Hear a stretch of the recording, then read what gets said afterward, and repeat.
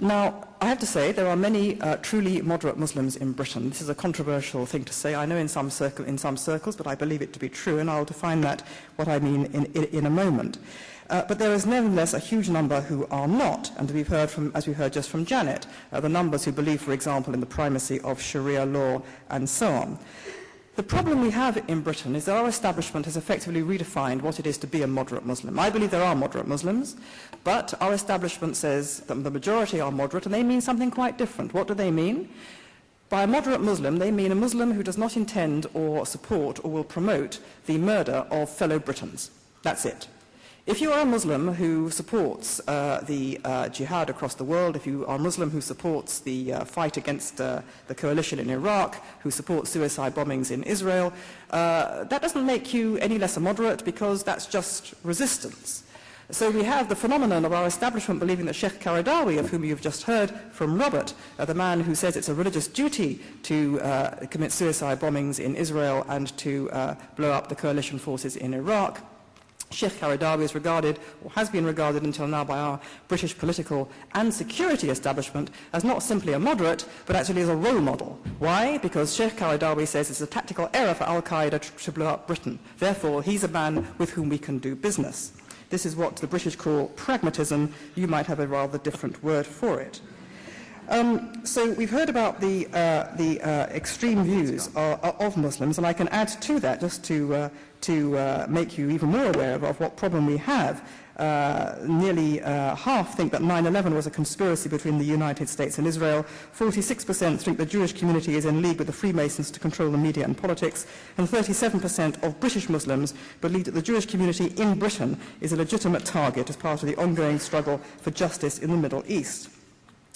Personally, I see the problem as this. We have a kind of continuum of extremism. If you think of a continuum as a line, on the far edge of the line are the people who want to blow us up. Behind them is a slightly larger number of people who are supporting them. In total, they are a small proportion of the British Muslim community. In absolute terms, they're a terrifying number, but in proportion of the Muslim community in Britain, they're a very small number. The vast majority would not go there. However, that does not mean the vast majority are moderate. On the contrary.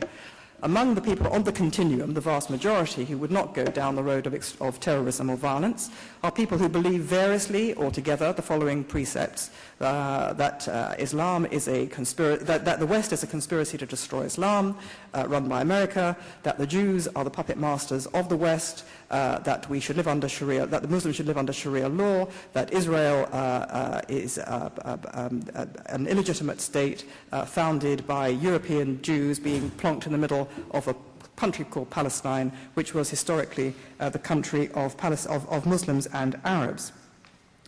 Now, instead of facing this down, this mindset of error and propaganda and lies and hatred, our political and security establishment has been instinctively an appeaser. It believes, fundamentally, the problem is this: it believes that all terrorism across the world, and Islamist terrorism is no different. It believes that all terrorism is rooted in discrete, identifiable geopolitical grievances. Iraq, Israel, Palestine, Kashmir, Chechnya, Bosnia, cause of choice, but basically terrorism is linked to those things. And therefore, the way you deal with Islamist terror, which is driven by all these things, is to solve the grievances. So thus we have our Prime Minister committing the absolute folly, which he's believed for many, many years, that if you solve Israel-Palestine, you diffuse Muslim terror, because you kind of draw the sting of Muslim rage. And in my view, it's completely the other way around. You can only solve the Israel impasse as you can only solve the war in Iraq and other conflicts around the world in which Islamists are involved, if first of all, you destroy Islamist terror. And it's that way around, not the other way around. However, our establishment doesn't get this, and as a result, it's had a strategy to combat Islamist terrorism in Britain by tackling what it calls the underlying causes, which it defines as our foreign policy, discrimination, poverty, Islamophobia, and all the rest of it. So we now have, for example, Sharia-compliant mortgages, a great advance. We have a government which put a toe in the water some time ago and said we must stop forced marriages. I mean, 14-year-old girls being basically taken to Pakistan and elsewhere to form marriages is an abomination to us. We all agree, but they've now withdrawn from that. We're not going to have any legislation to stop this because in case it offends the Muslim community. And perhaps most remarkably of all, we have our police talking now about making their own intelligence on terrorism available to certain selected representatives of the Muslim community before the police undertake any terrorist raids in order to get their approval and consent. We have brought radical Muslims into the very heart of government as advisors, people who subscribe to the tenets of the Muslim Brotherhood, to Hizb ut-Tahrir, and we have allowed or are allowing an enormous mosque to be the largest mosque in Europe apparently, seating some, 40 to 70,000 people, to be built on the site of the Freudian slip, of the Olympic Village, so that when Britain hosts the Olympics in 2012, next to the Olympic Stadium, when people come to see what Britain has on display as its great sort of cultural excitement, and this is what Britain's all about, next to the Olympic Stadium will be a mosque, the largest mosque in Europe. What a statement that will be. Worse still, this mosque is being funded by the Tablighi Jamaat. The Tablighi Jamaat is said by the FBI and French intelligence to be the antechamber to Al-Qaeda and the most significant recruiters to Al-Qaeda in Europe. There is virtually no discussion about this in Britain. No planning authorities have raised an eyebrow.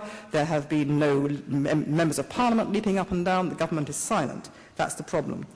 Why have we got this problem? Well, I've written a whole book about this, and I've only got about 3 seconds left, so I will make it brief. The fundamental problem is that in Britain, we've simply lost the national plot. For the last 3-4 decades, we've been hollowing out the whole notion of British national identity and values, which have created a kind of vacuum into which radical Islam has seen its opportunity and poured in. Britain has quite simply, and I'm talking about the elites, not about the people. There is a great gulf now in Britain between leaders and led. But among the elites, the political elite, we have lost belief in ourselves as a nation and indeed in the idea of the nation itself. We tell ourselves that because the nation is rooted in particulars of a history, a language, institutions, a religion, a culture, because it's particular, people who come from elsewhere feel aggrieved that they can't immediately share into this. And therefore the nation is illegitimate. The nation produces strife. The only legitimate polity is the supranational polity. So in Britain we now think legitimacy resides not in Britain but in supranational institutions and laws such as the United Nations, the European Union, the International Court of Justice, the International Criminal Court, European Court of Human Rights, and so on. And this is part of a drive to destroy and remake the British nation and culture through the doctrine of multiculturalism, the doctrine that says a majority culture is illegitimate because it's rooted in particulars. The only legitimate culture is a multiculture in which all values of minorities must be given equal status to those of the majority. It doesn't take a rocket scientist to realize that is a way of destroying a majority culture.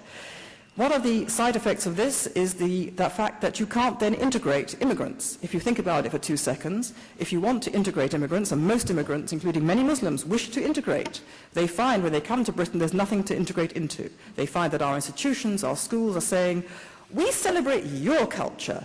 Your identity is rooted in where you came from. That is your integrity. And we're going to celebrate your culture. Our culture is rubbish. And anyway, it doesn't really exist. So they've got nothing to hang on to. Now, this has had many, many lethal effects. One of the most lethal, in fact, the most lethal, is on young Muslim men who are stranded between cultures for various reasons. And we have made it even more difficult for them to get a handle on something sensible and good to hang on to.